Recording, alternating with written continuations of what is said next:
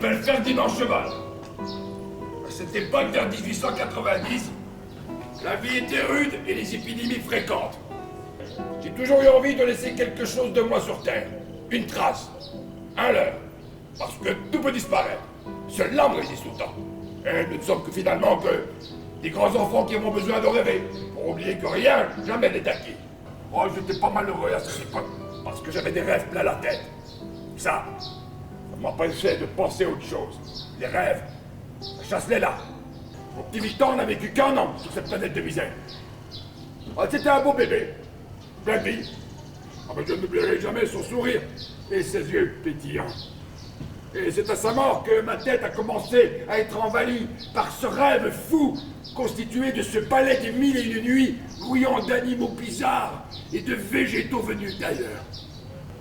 Les hommes sont pareils à des fourmis qui grouillent, s'entremêlent, se grimpent dessus et s'écrabouillent.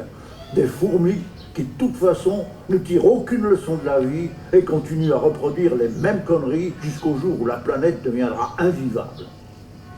On avait deux magnifiques cadeaux, la nature et l'amour. Et qu'est-ce que nous, crétins d'humains, en faisons? Du gâchis.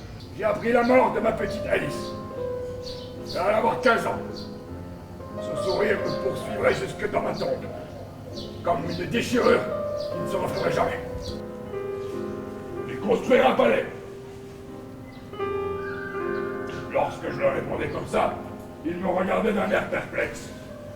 Et bientôt le bruit se répandit que le facteur Cheval avait une araignée dans le plafond. Si la nature veut faire la sculpture, eh bien moi je ferai la maçonnerie et l'architecture. J'ai peur de décevoir aussi.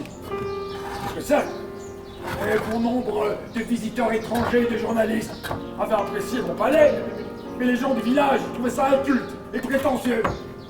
Et tout ce que je voulais, moi, c'est leur montrer à tous qu'il existait un autre monde possible. Et que réaliser un rêve, permet de traverser les pires chagrins de la vie.